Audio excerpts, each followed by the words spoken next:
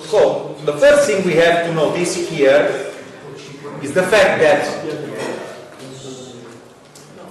the author of this poem, George Gordon, Lord Byron, is basically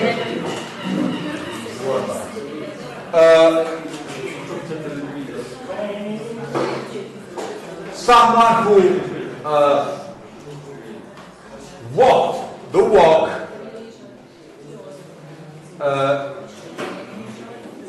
when he talked the talk. As they say, if you want to walk the walk, you have to talk the talk. What I mean is that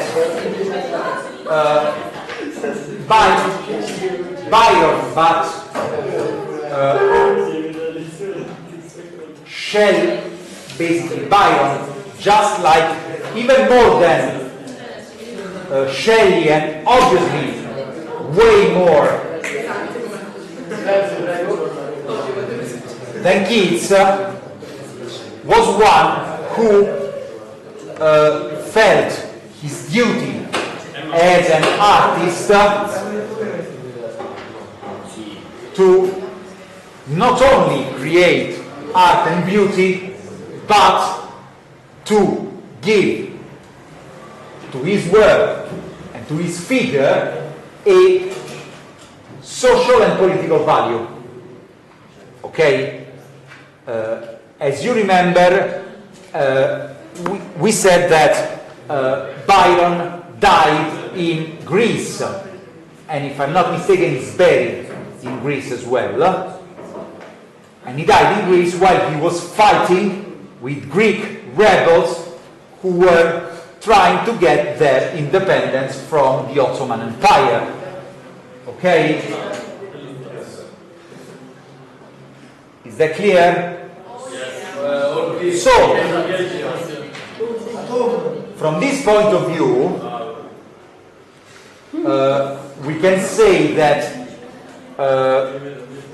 in a way part of his work is, a large part of his work is basically written from his own, obviously, his own point of view, but it is about a character who's a larger-than-life version of himself. Ok? Vediamo? Sì.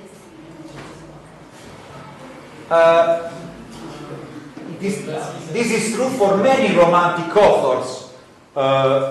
You will see, che state facendo in italiano? Galilei, ok, no, chiede indietro. Arriverete, credo, quest'anno tipo a Foscolo o qualcosa del genere, penso. Ugo lo Foscolo. No, no, l'anno scorso noi siamo arrivati ai sepolti. Ok, tutto allora, in italiano, quando farete, diciamo, credo tra la fine di quest'anno e l'inizio del prossimo, il romanticismo,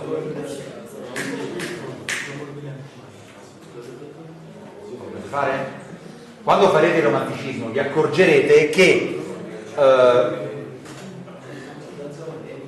buona parte degli autori romantici in realtà non scrivono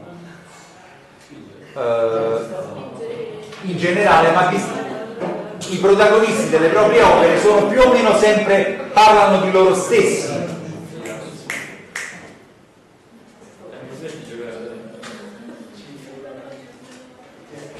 Ok? And Byron is absolutely no exception. So much so that we can say that the figure of the romantic hero, the one who lives strong feelings and who is always doing grand gestures, for example, for the woman he loves. Ve lo ripeto, se non vi interessa la chiudiamo qua e ve ne ripetiamo io. Però forse in italiano non so che non meglio. No. Ho già provato, però. Sofia. Vabbè, ma adesso sì. È tutto venire. Mi cazzo ho visto in vista delle delegazioni.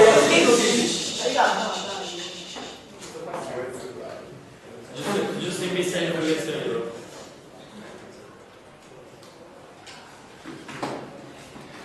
So we can, so much so that the figure of the romantic hero, the one who always feels great feelings, that does grand gestures and stuff like that, is known in the English-speaking world as the Byronic hero.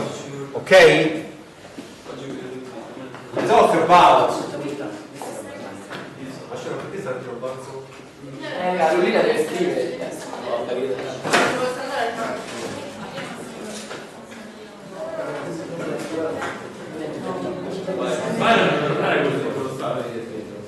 we talk about Byronic hero. And the name, you can easily see that comes from Lord Byron, okay? So basically, Byron is someone who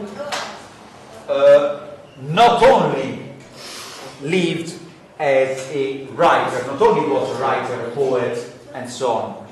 He was, as we have seen when we talked about both Mary and Percy Shelley, an anti-conformist author.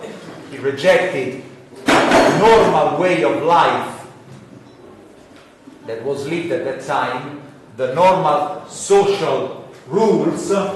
He had many lovers, he rejected the idea of marriage, and so on. He used probably substances to help his to feel different things from normal people, let's say. And he wrote basically more or less about himself every time, as a version of himself that's, once again, the Byronic hero. Here, this poem, Byron describes the vision he has of his cousin. If I'm not mistaken, you will find that explained in your book.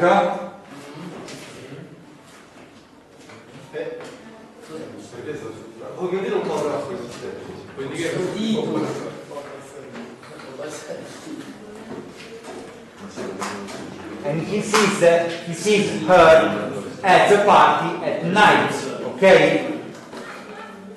So basically, this poem is all built on the contrast between light and darkness, okay? She walks in beauty like the night of cloudless clime and starry skies.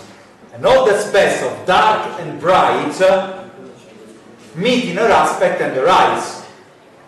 So she's dressed in black. She probably has black hair and dark eyes, but her face is pale, and is bright. Okay, so it's all based on contrast. Thus mellow to the tender light which heaven to gaudy day the nights.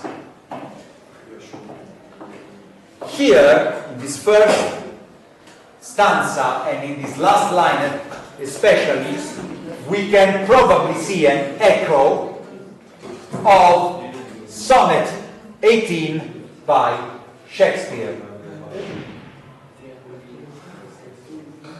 Do you remember Sonnet 18?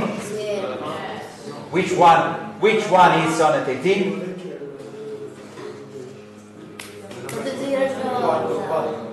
one where she said, no, love is not the one. She's not the most beautiful, she's not. No, that's not the one. That's the one. Sonnet 130. That's the other one. Shall I compare thee to a summer's day? Thou art more mild and more temperate.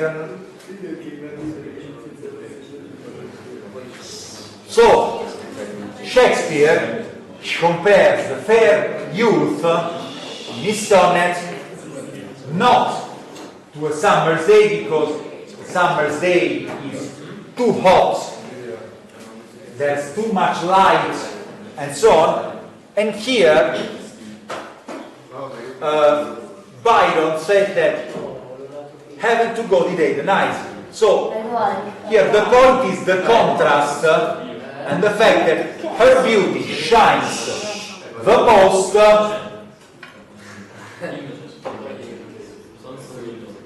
her beauty shines the most in darkness. So the sun is too much here as well, okay? We can see that these lines basically should make us think about that sonnet. Did you study that? Sonnet 18? Okay.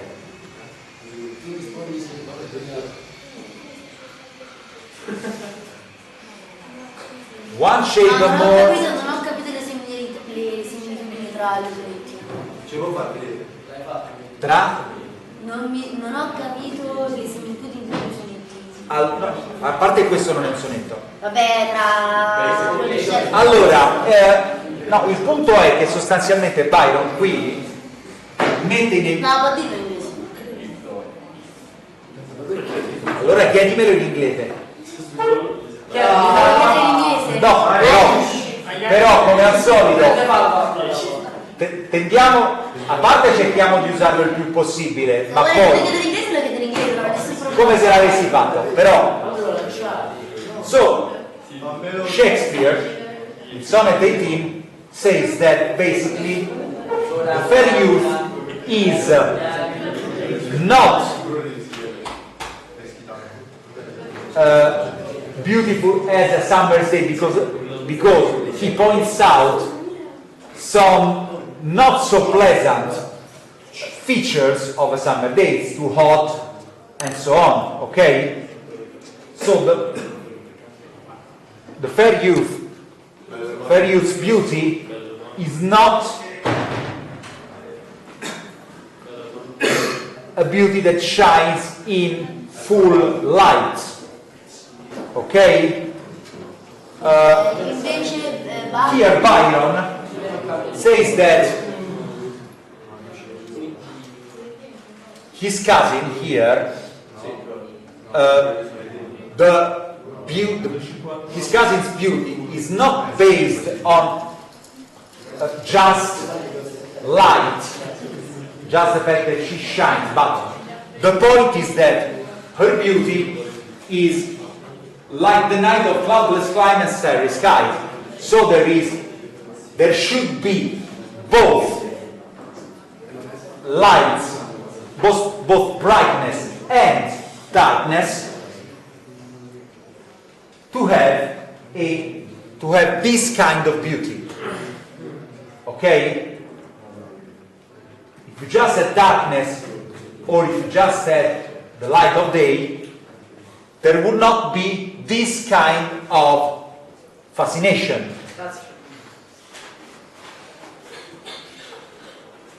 So, beauty here comes from the contrast, from the sun, and from the contrast of both light and darkness. Okay?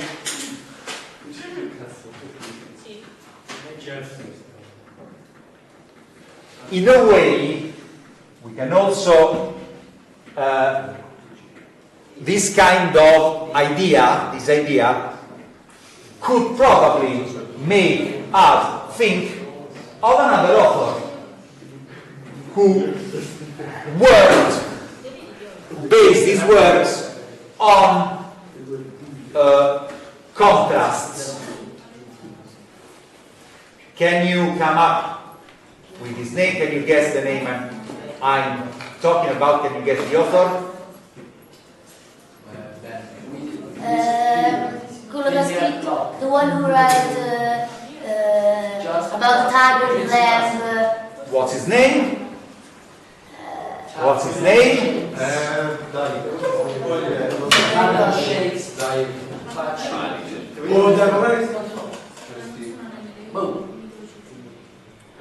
What's his name? Something experience. That's the one.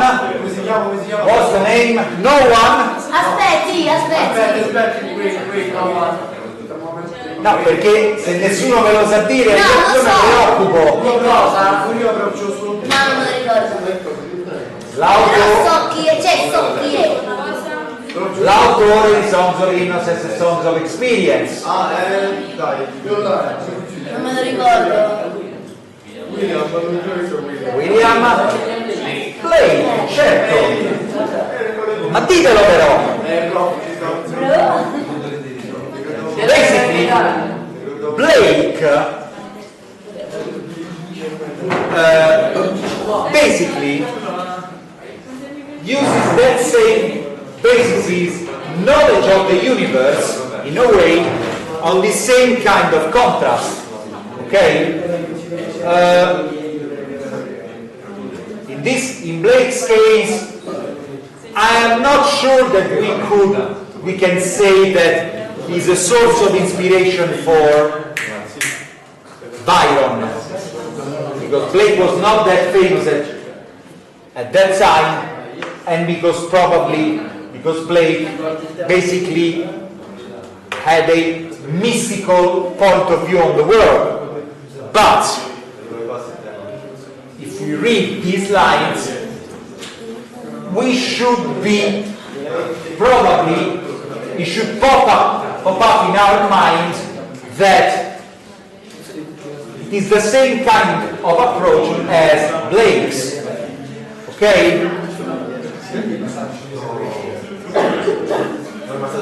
One shake the more, one break the less, and that thing bear the nameless grace, which waves in every raven tress, or softly light and soar her face.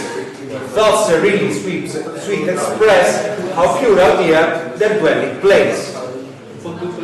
As well, here, one shade the more, one break the less, is the contrast between light and darkness that creates here beauty. Okay?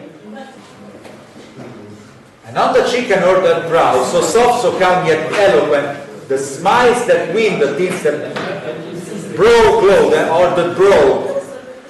So soft, so calm, yet eloquent, the smiles that win, the tints that glow, but 7 days in goodness spent, a mind at peace with all below, a heart whose love is innocent. Okay? So, this contrast of light and darkness creates an image of calm, beauty, eloquence. So, it tells a story in a way. Okay? What's the meaning of eloquence?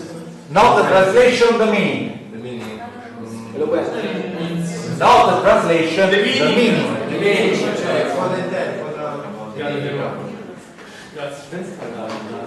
So, Non ho sentito. In English? English? A person who talks.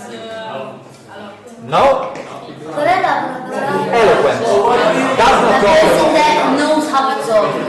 Person who talks in a way that what he says is clear and maybe, and possibly it is fascinating. Ok? Wow. La persona che sta parlando bene.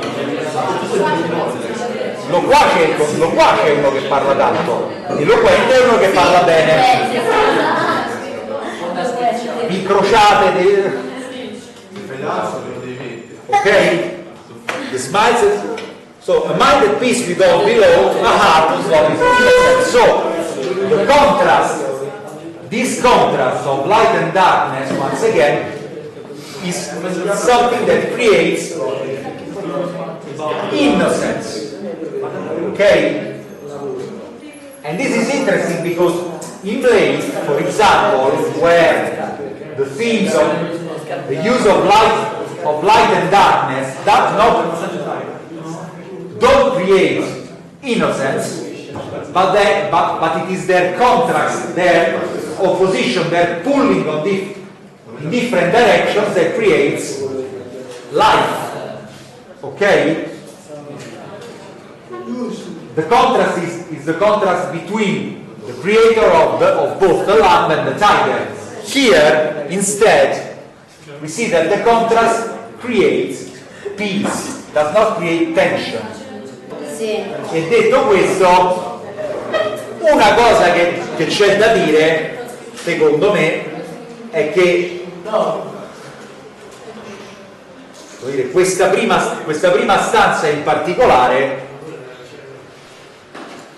è una delle, come dire, delle descrizioni più belle che possano essere fatte di una donna. Se togliamo il fatto che l'ha fatta sua cugina, sì. Sì, ok, sì, ma però non è per forza una dichiarazione d'amore, anche qui. Oltre al fatto che all'epoca non era un grosso ostacolo da questo punto di vista, ma in ogni caso, no, cioè è una descrizione, secondo me, non bella, forse, allora, tra quelle che leggiamo nel nostro corso, la più bella poesia d'amore in assoluto, secondo me, è il sonetto 130 di Shakespeare, non c'è discussione.